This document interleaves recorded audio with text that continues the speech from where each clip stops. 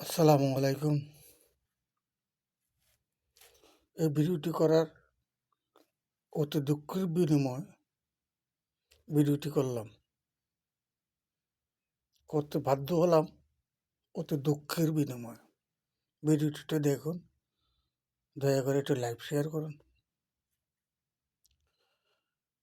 আমি সরোয়ার্দী উদ্যানে বিগত ৮ বছর আগে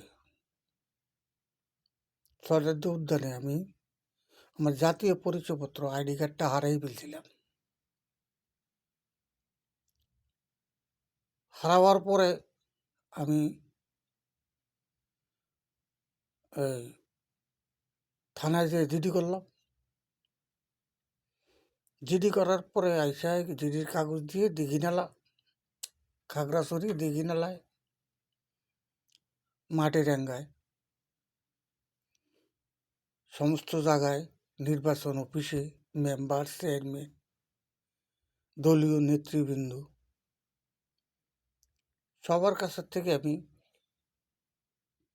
চাইলাম যে আমার জাতীয় পরিচয়পত্রটার কপি উঠাবার জন্য, কিন্তু শুধু খালি টাকা।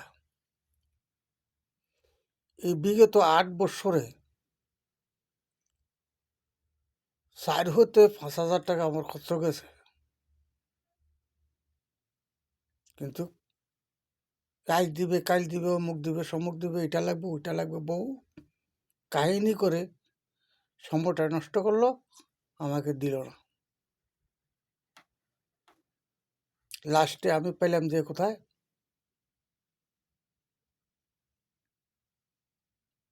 নির্বাচন অফিসে, মাটিরাঙ্গা উপজেলায়। আর এখন তারেক জিয়া, জিয়া রহমানের, শহীদ জিয়া রহমানের ছেলে তারেক জিয়া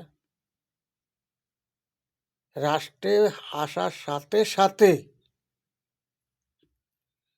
ওনাকে ২৪ ঘন্টার ভিতরে আইডি কার্ড দিয়ে দিচ্ছে। তাইলে আমরা বুঝতে পারলাম যে কি এই দেশের জিয়া রহমান, জিয়া রহমানের স্ত্রী তারেক জিয়া, তারা এই দেশের সরকার, এই দেশের মালিক।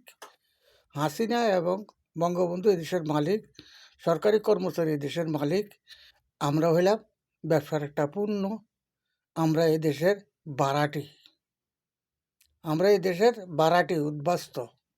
তারা এই দেশের সমস্ত কিছু, আমাদের কিছু নেই।